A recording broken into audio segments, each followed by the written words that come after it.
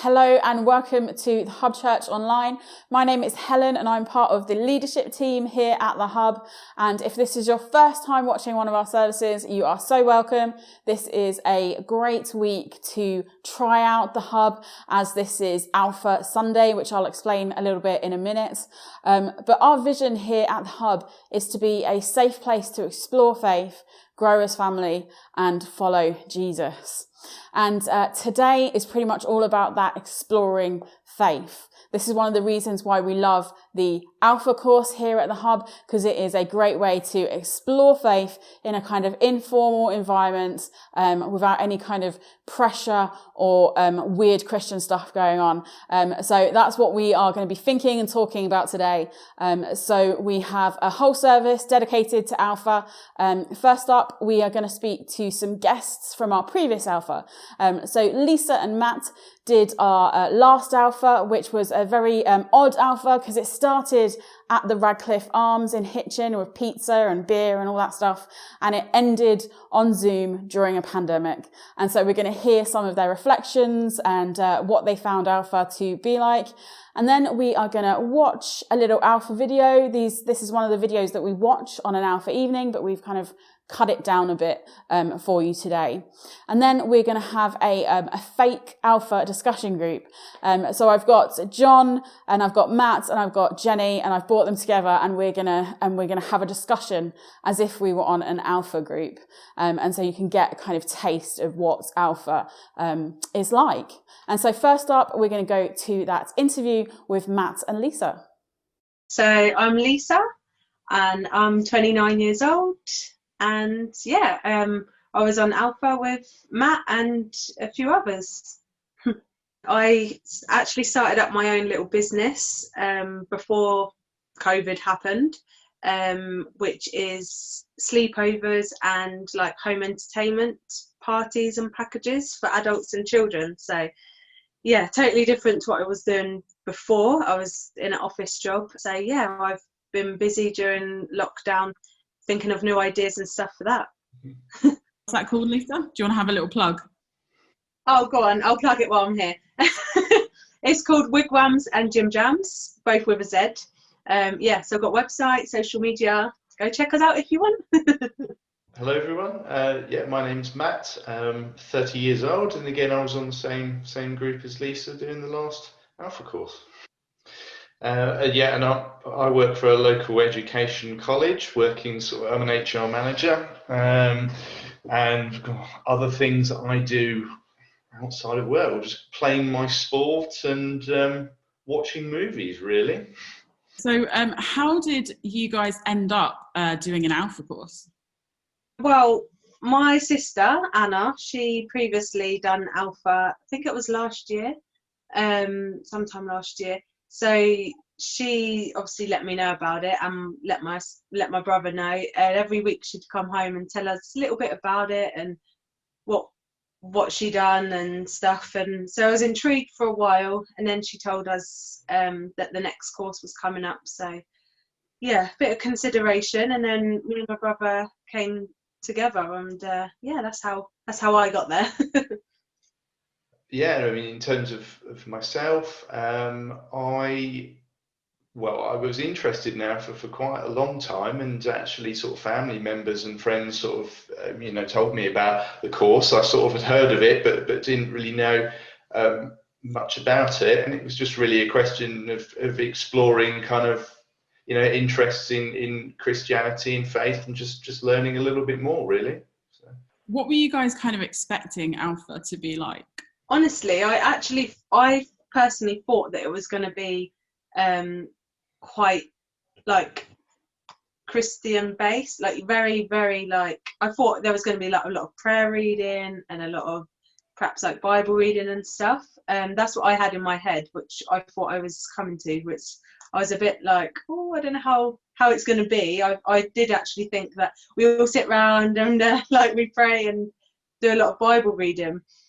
I don't know why I actually thought that, but that's what I had in my head about it.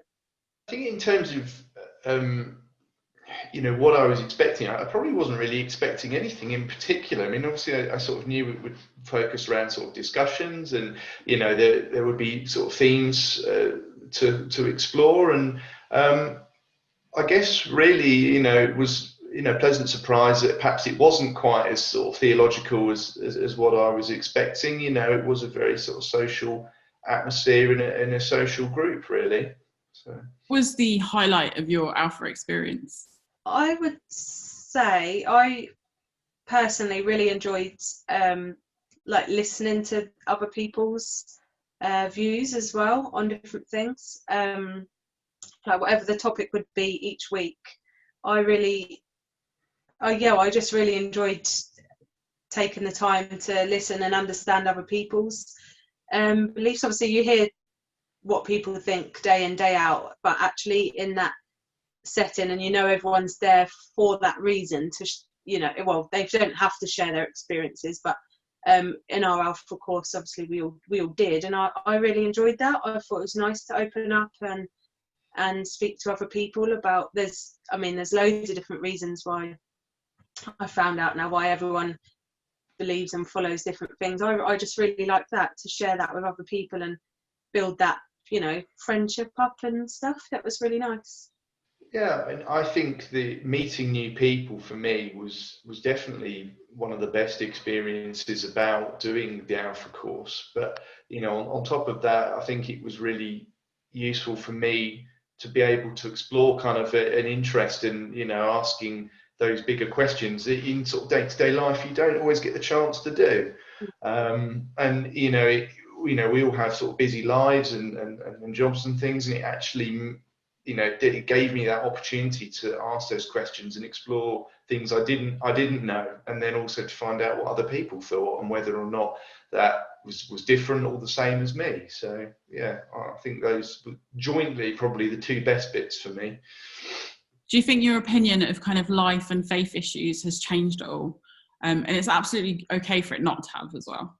My own opinions and my feelings on life and religion and beliefs, I don't think it's massively changed, but I feel massively what has changed is, as I said, like listening and understanding other people's like beliefs and what they've got to say a lot more. Like I just feel like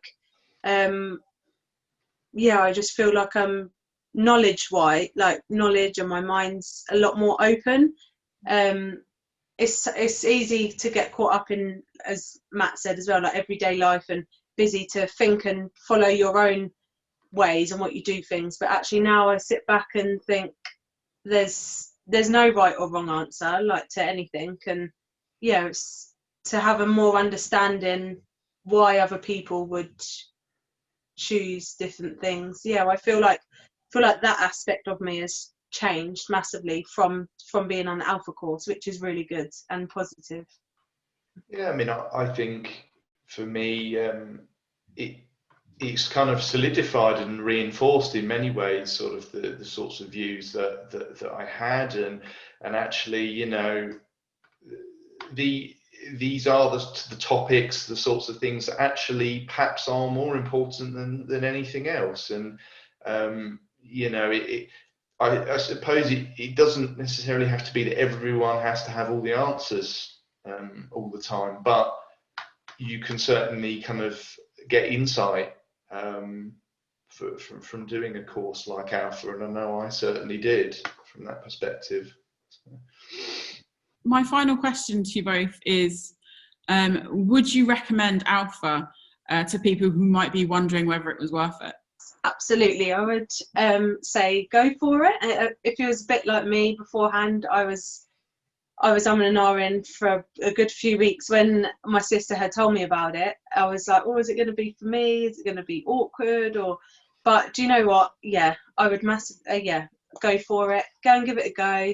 And every week is different. So some weeks I probably sat back and listened a lot more than just getting into discussions and taking away. Yeah, definitely go for it. Yeah, I mean, I think, pardon the pun, but take a leap of faith. If you're not sure about something, have a go. That's kind of the way I went into it. Try and keep an open mind, and you might surprise yourself. Or you might be surprised about what you hear and what you learn from other people. So I'd say if you have any interest whatsoever, then go for it. Don't hold back. So thank you so much to Matt and Lisa for being willing to be interviewed over Zoom for us today. I know a lot of people are quite zoomed out, so really appreciate them taking the time to talk to us. They are some great people, and hopefully we'll see them about the hub when we start to meet in person. But next up, we are going to watch a little bit of an alpha video together, and then we're going to have this fake alpha discussion group. And so it's worth saying about that discussion group, Jenny, John and Matt are amazing hubsters. They've been with us a while. They all describe themselves as Christians. So it's a bit of an odd fake group, because usually an alpha group is made up of a few Christians, a few agnostic, a couple atheists, few others thrown in for good measure. So it'll be a little different than a normal alpha group, but it will give you a taste of what it's like. So first up, we're going to watch that video together. Friends of mine told me that the first night they came to Alpha, they sat in their car for half an hour waiting and watching people going in. And eventually, when they'd seen enough normal looking people going in, they thought they'd give it a try. And one thing that might be going through your mind is, am I going to be the only one there who doesn't believe all this stuff, who's not a Christian, that doesn't go to church? Well, if that's you, then you're in the right place. Alpha is designed for people who wouldn't call themselves Christians or who are not regular churchgoers. It might feel a bit strange to be discussing life and faith with people that you've never met before, but the best thing about Alpha is often the great friendships that are formed over the weeks. For much of my life, I was not remotely interested in Christianity. In fact, I don't think I'd ever come to something like Alpha. I was not brought up as a Christian. My father was a secular Jew. He was an agnostic, and my mother didn't go to church, and I had no interest at all in Christianity. First of all, I just thought it was so boring. Everything to me about church, Christianity, religion was just dull and dreary. And it kind of made me feel a little bit guilty. I didn't know why, but I just didn't want to have anything to do with it. And I also thought it was untrue. I thought I'd sort of thought it through, and I'd come up with these intellectual objections, and I called myself, very pretentiously, I called myself a logical determinist. And I quite enjoyed arguing with people who called themselves Christians. And at university, I had a bit of a reputation for being an argumentative atheist.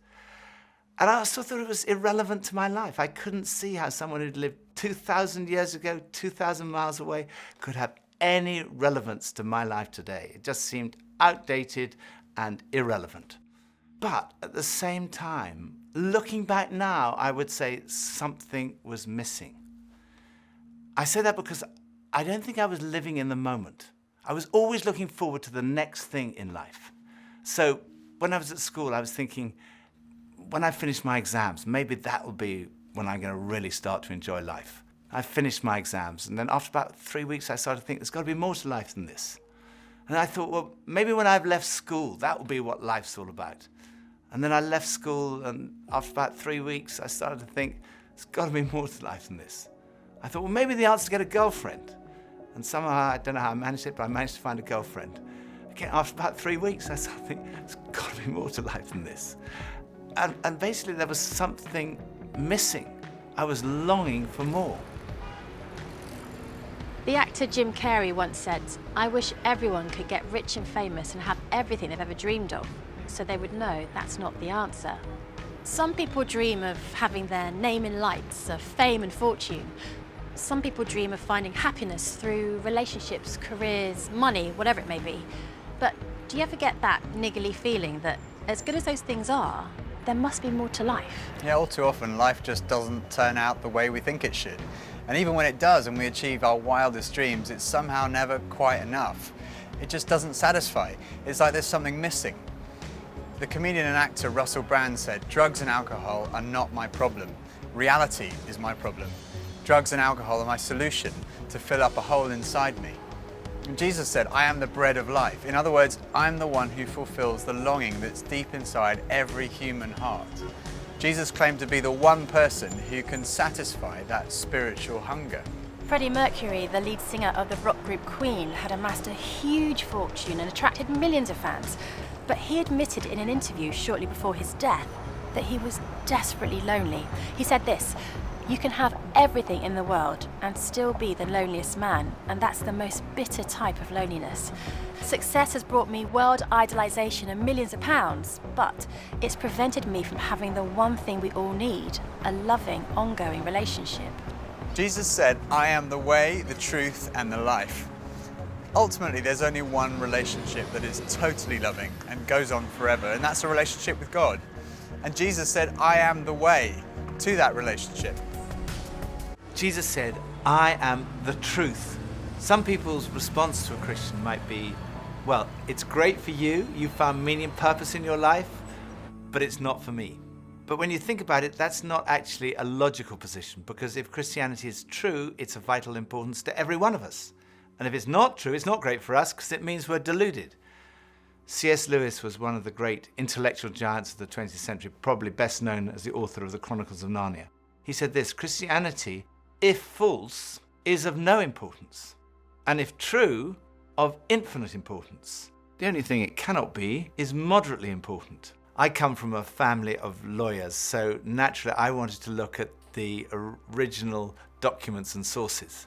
I never really looked at the evidence before, and I was astonished at how much evidence there is for the life, death, and resurrection of Jesus. For me, it was through reading these documents that we find in the New Testament that I came to the conclusion, it's true. One of the last cases I did as a lawyer was in the Court of Appeal in front of Lord Denning, an absolutely brilliant mind, perhaps the greatest judge of the 20th century. He said on one occasion that his Bible was his most tattered book in his library. He'd examined the evidence really carefully, and he came to the conclusion, it's true. One former professor of history at Oxford University described the resurrection as the best attested fact in history. I hadn't realized how many of the pioneers of modern science were believers. Descartes, Newton, Kepler, Galileo, Locke, Copernicus, Faraday, Kelvin, Pasteur. Francis Collins, one of the greatest scientists of our time, was director of the Human Genome Project, mapping the 3 billion letters in the human DNA, considered by many to be the most significant scientific undertaking of our time. He describes how he encountered Jesus and came to believe in the truth of Christianity. Well, in the home where I grew up, faith was not something that was talked about very much. My father was a professor of drama, my mother a playwright. When I went to college and those discussions in the dorm late at night about religion began to occur, I had no particular reason to attach value to a faith system. It had never been something I was familiar with or had internalized at all. And I assumed that any religious feelings that anyone held must be on the basis of some emotional experience, and I didn't trust those, or on the basis of some childhood indoctrination, which I felt I was fortunate to have missed. I loved the experience of learning about the human body and all of the components of that, and I particularly loved being introduced to genetics. But then I ended up in the medical school curriculum sitting at the bedside of patients with diseases. This was no longer an abstract study of molecules and organ systems. These were real people. And one afternoon, one of my patients, a wonderful elderly woman, much like a grandmother, who had very bad heart disease. She had a particularly bad episode of chest pain while I was with her. She got through it, and at the end of that, explained to me how her faith was the thing that helped her in that situation. She realized that the doctors around her weren't really giving her that much help, but her faith was. And after she finished her own very personal description of that faith, she turned to me, and I had been silent, and she looked at me quizzically, and she said, "What do you believe, doctor?" And ultimately, I had to admit to myself that her question had made me realize that I had arrived at an answer to the most important issue that we humans ever deal with. Is there a God? And I had arrived there without ever really looking at the evidence. And I was supposed to be a scientist. If there's one thing scientists claim they do is to arrive at conclusions based upon evidence. And I hadn't taken the trouble to do that. I was greatly assisted by a pastor who lived down the road, who I went and asked about all this, and who gave me a copy of C.S. Lewis's wonderful book, Mere Christianity. Because here was an Oxford scholar, a prodigiously developed intellect, who had traveled the same path. Within those pages, I realized for the first time that one can come to belief on a rational basis, and that in fact, given the many pointers that one sees around oneself in terms of the universe and it having a beginning, and its fine-tuning in terms of the way in which all those constants that determine the behavior of matter and energy seem to have been set just in a certain very precise range to make life possible. And many other things, including my beloved mathematics and why they actually work anyway to describe the universe, something that makes you think the Creator must have been a mathematician. That brought me then to the person of Jesus Christ as a person who was historically extremely well documented. That was news to me. I thought Christ was as much myth as history, and I realized after reading more about it, this was a historical figure upon which we have a great deal of evidence for his existence and his teachings, and even his rising from the dead in a literal way. That day at my patient's bedside started a journey for me. A journey that I was reluctant to begin, but I felt I needed to. A journey that I thought would result in strengthening my atheism, but to my surprise, resulted in my conversion.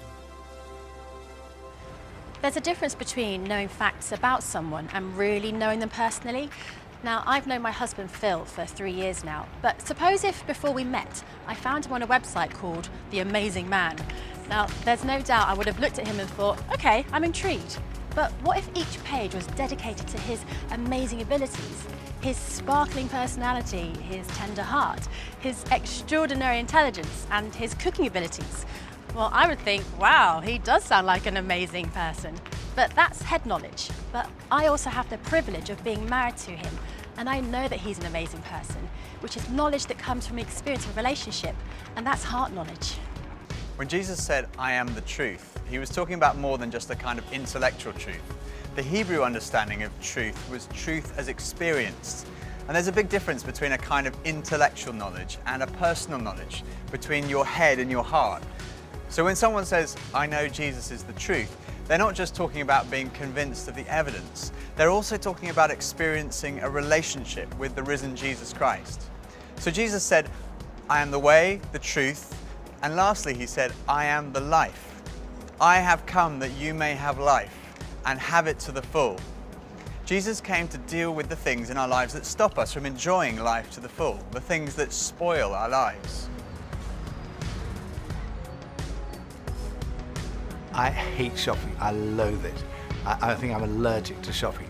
But occasionally my wife Pippa persuades me to go shopping, and just after Christmas, it was the sales, and she persuaded me to go shopping. And we went into the shop and we bought this very nice new sweater, same colour as all my other sweaters. And we left the shop and we went to buy a present for her. And we went into this ghastly shop. It was so crowded. It was unbelievable. And even Pippa had had enough and she said, okay, we're leaving. So we went to leave. And as we left, the security alarm went off. And the security guys moved in very quickly and they stopped us all from leaving. And like the crowd that was trying to leave was stopped and the crowd that was trying to come in was stopped. And we were there right in the middle. The 6 of us who were going through the security at that one time were all taken off and sectioned off from all the rest. And they wanted to see which one of the 6 of us had set off the alarm. So they sent one of them through, and that was fine. They obviously hadn't set it off. Then they sent the next one through. They obviously hadn't set it off. Then the 3rd, then the 4th.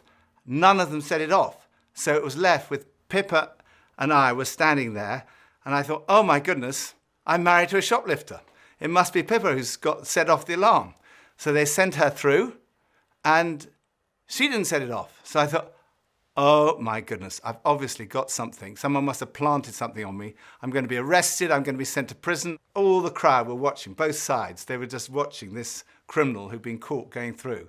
So they went through, and as I went through, the alarm went off. They took me to the side. They opened up my rucksack on my back, and there they found this sweater from the other shop with the tag still on it. I felt so guilty. That was like false guilt. I also sometimes experience true feelings of guilt because I do things that are not right, that are not good. And this is the wonderful news that God loves you and he loves me. God came in the person of his Son, Jesus Christ, to die for you and for me. And on the cross, he took all of your guilt, all of my guilt, everything you've ever done wrong, everything I've ever done wrong, said wrong, thought wrong, and he died in our place in order that we could be forgiven. And forgiveness, C.S. Lewis said, it's like a recording of our life wiped completely clean. And when we receive that forgiveness, we find life, and life in all its fullness. And that's what Jesus wants for you and for me. Life in all its fullness. Life at its very, very best. Beer. Is that it? Yeah. Your wife or your daughter or your son? No? No, just beer. Similar, Prosecco. No matter what, when I'm sad or unhappy, it just makes me happy. But it would like a deeper answer, I would say, is when I feel the most content and at peace. Like, I don't really care what's going to happen next. That is when I feel the most happy. And also laugh out loud moments when you have snot and tears and spit coming out. Those moments. It's disgusting, isn't it? Sorry. What makes me happy is probably like hanging out with family and friends, like having a laugh, sort of hanging out with the people I love, I suppose. And I guess also doing something like fun and that's enjoyable, like whether it's, I don't know, some sort of sport or riding my bike or something, being outside, and doing something like active, that's positive and like good for me, but takes sort of my mind off like whatever, like the stresses of the world.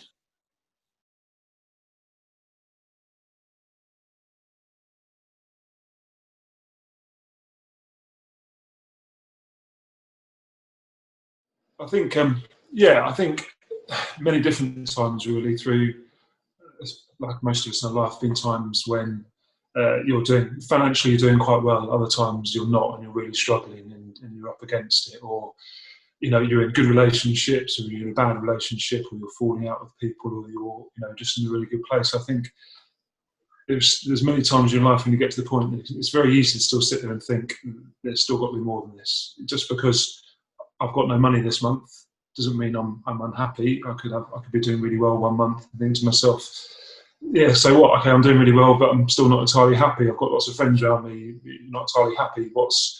Sometimes there's still like a constant need and want for more things, and sometimes you just don't know what those things are or what that thing is. And I think even sometimes now, all the answers are, and sometimes still get a feeling of very much, what are we here for? Very fortunate to have a nice house and a fantastic family and great kids, but sometimes it's like, what more is there? What more do I want? Because this is fantastic, but it doesn't mean everything, So I think those feelings are always, still there. I've always kind of said to myself and people around me, I don't believe this life is, I know we're in 3D, but just go with me. I don't believe our lives are in 2D. Like, it's not like just one dimension. Like, every day you get up, you brush your teeth, blah, blah, blah. Sometimes you feel like you're on a treadmill, just like not really getting off it. You just kind of living, you look in the mirror, it's like, oh crap, I look older now. And I think that it's more 3D, it's like, there's another dimension to it, or 4D, whatever. My science is not great. And I think that is the feeling of there is more to life than the treadmill that maybe most of us are running on. The word fruitful is important to me. I believe that a fruitful life means you are kind of doing more than what, I don't know, you should be doing to keep yourselves alive and to make sure you have money and food and drink and clothes on you. So yeah, that's what it means to me. More than life means having a fruitful life.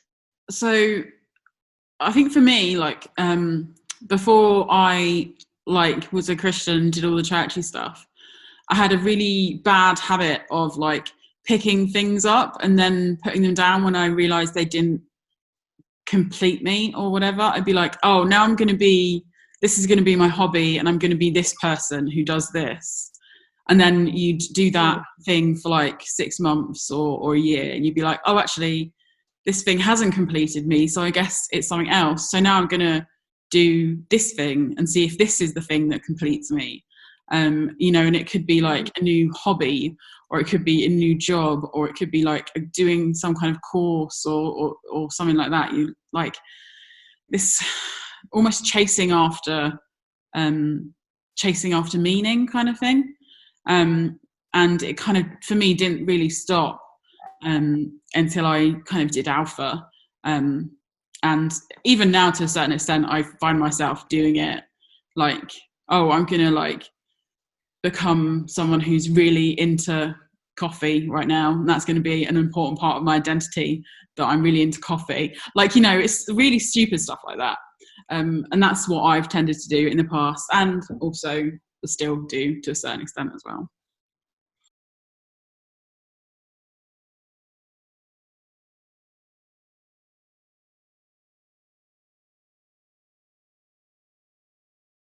I know people always say this to me, like, Jenny, why do you think you have no head knowledge? But I really don't have much. They think because of what I do for a living, I have knowledge, but I actually don't. Like, so this is a really easy answer for me, because if I went with my head, I think the whole world would explode. Like, people around me will explode. Yeah, head knowledge, I don't have much anyway. So like general knowledge in a quiz, no idea what's going on. Heart knowledge is, yeah, I follow my instincts. I think maybe too much sometimes, and how it hates that. He's like, what are you doing? Or why are you saying that? Or no filter. That's where my problem comes from.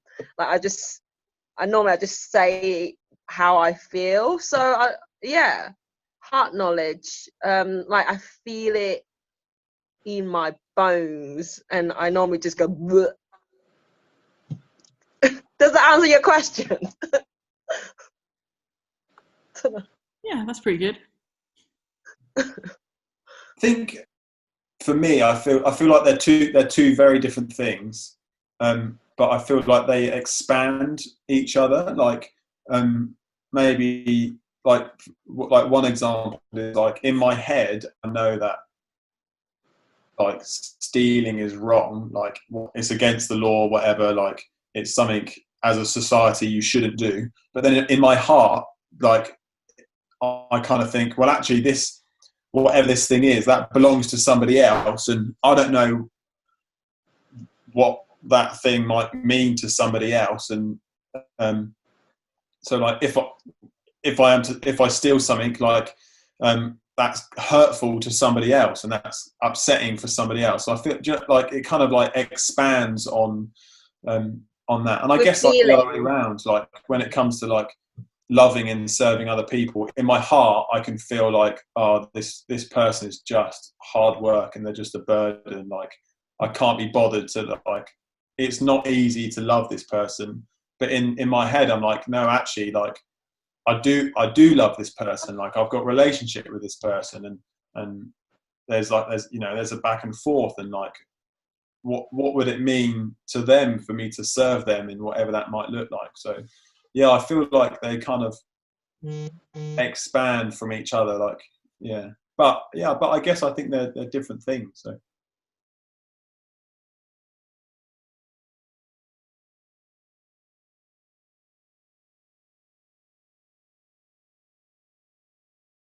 I don't see it as a crutch because I don't go to faith when I'm going through bad times.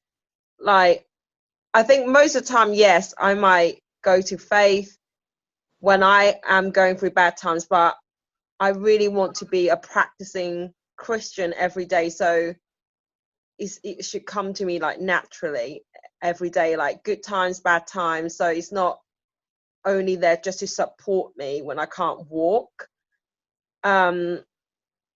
It's more like a relationship for me with God, and my relationship with my own faith, so that it's, God, I believe that God lives inside of me. So yeah, I didn't agree with that 100%. I guess faith is more like, Prosecco than a crutch, maybe. Good times and bad times. I thought it was very I love interesting. Prosecco. I thought it was very interesting that he said that use it as a crutch, and there was lots of people that feel that it does hold them up and it keeps them steady and it keeps them balanced. I think when you said that question, the first thing that sort of came to me, and I'll try and use the metaphor, that I feel faith is very much more like the scaffolding around a broken structure sometimes. So I suppose sometimes I see myself as the sort of broken structure, and try and use the faith as the scaffolding holding me up and helping me rebuild or helping me build and grow and change direction or whatever. So I try and see it as maybe not a crutch to lean on to some degree, but just something to try and use to try and help, I suppose, make me a better unbroken person, if you like.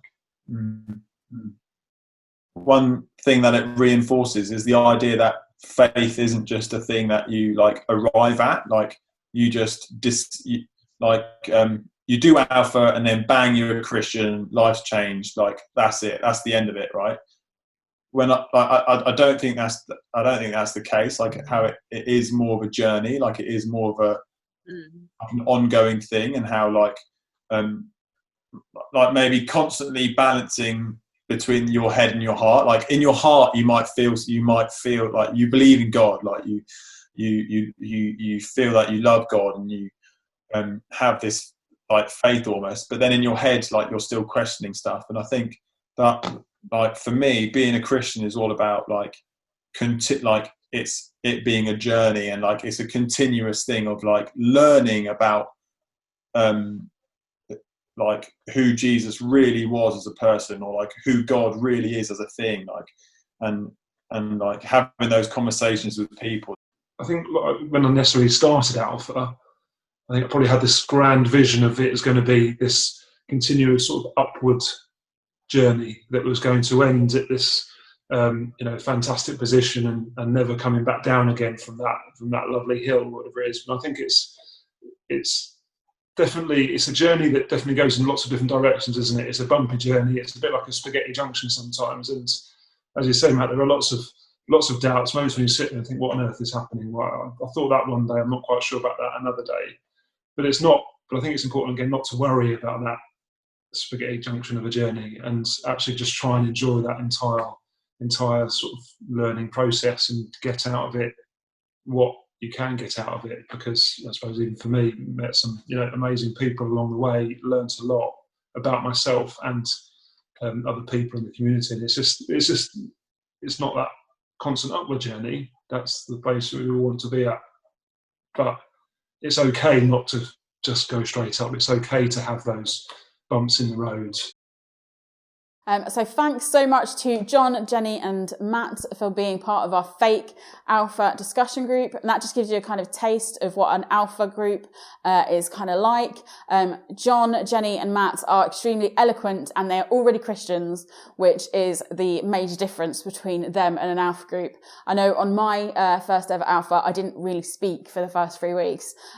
So it's absolutely fine to not be like as super eloquent as they are. So yeah, we look forward to seeing you on Alpha on Wednesday at 7:30.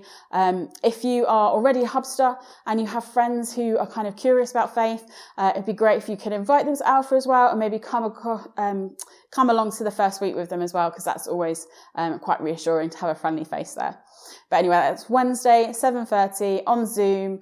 The Zoom link is in various places, the website, Facebook, or you can email me as well, and I will tell you everything you need to know. And for our regular Hubsters, we are having some different discussion groups today as well. So we're having discussion groups based on mini hubs. So you would have been contacted by your mini hub leader. We're going to combine some mini hubs so we can see some new faces. So each mini hub is joining with one other mini hub for discussion group, and you should have been contacted already by your mini hub leader. And so please do give us an email if you do not know what group you're in, and we will find out and let you know. And so we hope to see you later. Alpha is a place where you can be yourself. You can say what you think and challenge everything. No question is too complex or too simple. And what your point of view is as important as anyone else's. And over the weeks ahead, we are going on a journey together, an adventure to explore the questions of life, faith and meaning.